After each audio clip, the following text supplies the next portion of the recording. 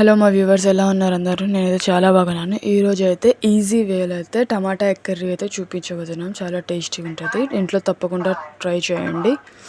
చాలా అయితే బాగుంటుంది, చూడండి. అందులో రోటీ అయితే కాంబినేషన్ చాలా బాగుంటుంది. ఫస్ట్ అయితే ఒక 4 ఉల్లిపాయలు అయితే తీసేసుకోండి. ఒక 3 పచ్చిమిరపకాయలు, 4 గుడ్లు, ఇంకా కొంచెం కరివేపాకు అయితే తీసుకోండి. కొంచెం ప్యాన్లో అయితే ఆయిల్ వేసుకోండి. ఇంకా కట్ చేసుకున్న ఉల్లిపాయలు అయితే అన్నీ వేసేసుకోవాలి. ఇంకా వేసేసుకొని అయితే కొంచెం ఫ్రై అయితే చేసేసుకోండి. కొంచెం నూనె మంచిగానే వేసుకోండి, కొంచెం ఎక్కువనే పడుతుంది. ఫస్ట్ టైం నా ఛానల్ చూసుకున్న వాళ్ళు అయితే సబ్స్క్రైబ్ చేసుకోండి, లైక్ చేయండి, షేర్ చేయండి. ఇంకా మీ ఫ్రెండ్స్లో అయితే కూడా షేర్ చేయండి మీకు నచ్చితే, ఈ రెసిపీస్ నచ్చితే. కొంచెం అయితే పసుపు వేసుకోవాలండి. పసుపు అయితే ఫస్ట్ వేసేసుకోండి. టేస్ట్ అయితే చాలా బాగుంటుంది. ఒకసారి ఇంట్లో అయితే ట్రై చేయండి. కొంచెం ఉప్పు అయితే వేసేసుకోవాలి. 2 అయితే వేసాం, పసుపు ఇంకా ఉప్పు అయితే వేసేసుకున్నాం. కొంచెం అయితే అల్లం వెల్లుల్లి పేస్ట్ కూడా వేసేసుకోవాలి.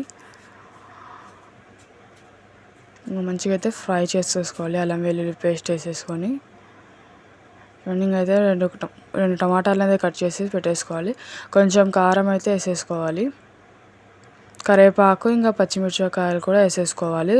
మధ్యలో కట్ చేసేసుకోండి. ఇంకా ఇది కూడా మంచిగా కొంచెం ఫ్రై అయితే చాలా పచ్చివాసన పోయేంత ఫ్రై చేసేసుకోవాలి.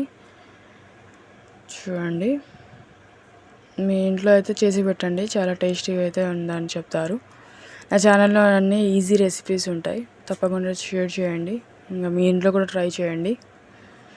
కొంచెం పచ్చివాసన పోయాక వేయించుకోవాలి. కొంచెం సిమ్లో అయితే పెట్టేసుకోండి. తర్వాత అయితే కట్ చేసి పెట్టుకున్న టమాటాలను అయితే వేసేసుకోవాలి.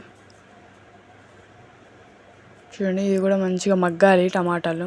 ఇందులో అయితే చుక్క వాటర్ కూడా వేయట్లేదండి, యూజే లేదు వాటర్తో, అంతా అందులోనే కుక్ చేసేసుకుంటున్నాం.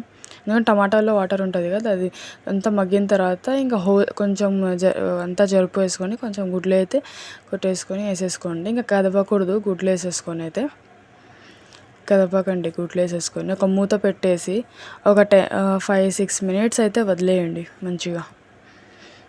కొంచెం టైమే పడుతుంది గుడ్లు అయితే ఉడికే వరకు. చూడండి లాస్ట్లో ఎలా ఉందో, చాలా టేస్టీగా ఉంటుంది. పైనుంచి అయితే కొంచెం కొత్తిమీర వేసేసుకోండి, చాలా టేస్టీగా ఉంటుంది.